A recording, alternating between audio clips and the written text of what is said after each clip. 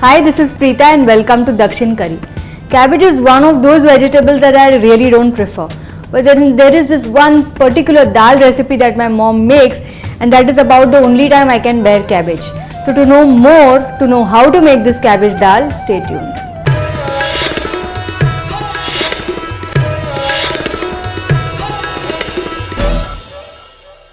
As you know, dals of various styles, so to know how to make the South Indian version, that is the cabbage kootu, let's have a look at the ingredients. I've used one medium sized cabbage and I have chopped it up roughly. Apart from that, I'll be using 4 tablespoons of moong dal, which I have soaked and boiled along with 1 cup of water and a little bit of turmeric also. Apart from that, I have made this paste which is going to add body to this dal, and this consists of 1/4 cup of coconut, half a teaspoon of dhania, 2 green chillies and a little bit of rice for thickening, around a teaspoon or so. You have to soak this and then grind it into a paste. Apart from that, I will be using a pinch of turmeric, 1 teaspoon of urad dal, hing dissolved in water, a pinch of hing powder, 1 teaspoon of jeera, 1 teaspoon of mustard seeds, a little bit of coriander, salt to taste, curry leaves and 2 to 3 red chillies. So let's see how to make this. We'll be starting with pan here, and we need to cook the cabbage. Now, as you know, cabbage cooks really fast, does not take a lot of time. So I'll be adding a little bit of turmeric,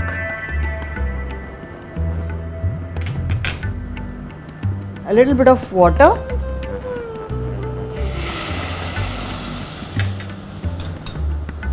a little bit of salt. Be easy on the salt because, as you know, cabbage will shrivel once it's cooked. So if you feel that there's a lot of cabbage and you add a lot of salt, once it shrivels it's going to become really salty. So be less on the salt, because any which ways you can tone down the salt later. Just give this a quick mix.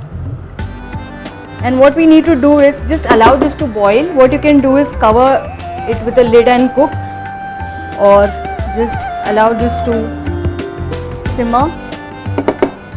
If you want, you can add a little bit of more water. Just adding more water, and I'll allow this to come to a boil.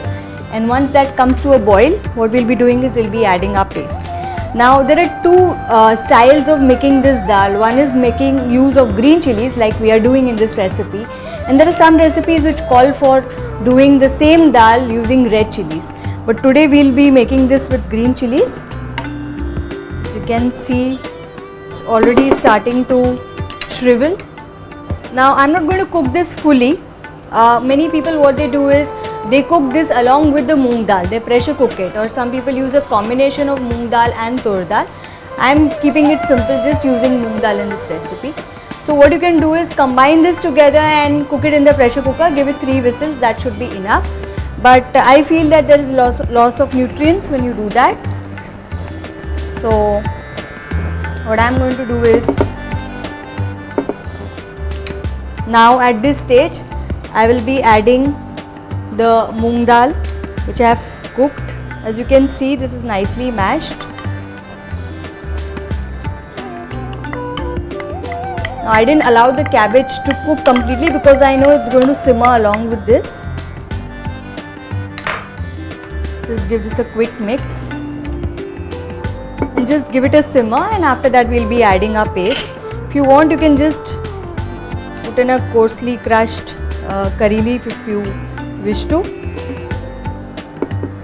Let this simmer, and once this is simmered, we'll add the paste.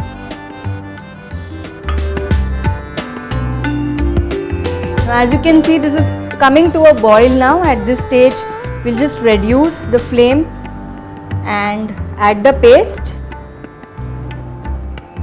Now, because I've added rice also in this paste, this is going to thicken. Now, because there's a lot of liquid going in, that is why you don't need to add a lot of water while cooking the cabbage.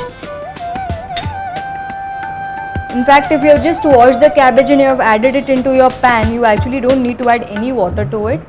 That much water is enough.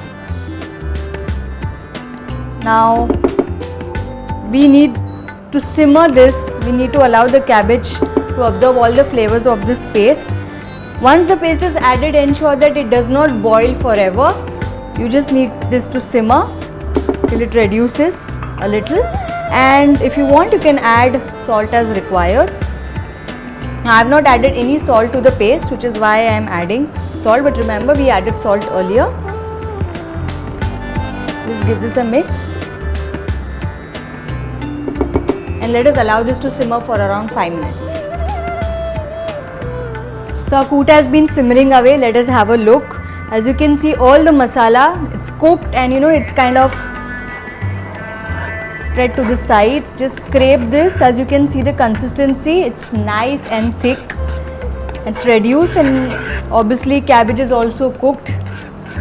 And what we need to do now is just remove this onto a bowl and then make our tadka. So let's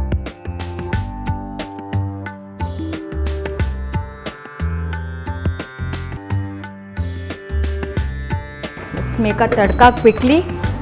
This has a nice aroma of coconut, and let's keep this pan here. We'll add a little bit of oil,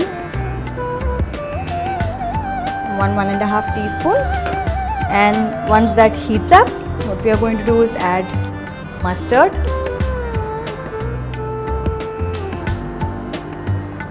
allow this to crackle. In the meanwhile, what I'm going to do is going to add a little bit of coriander. So as you can see, our mustard seeds are crackling away. Let's add our urad dal, jeera, red chillies, curry leaves, little bit of hing,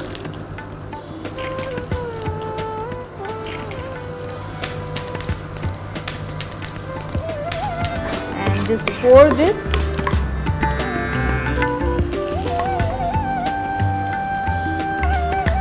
If you make this with ghee, it's going to be even more awesome, trust me.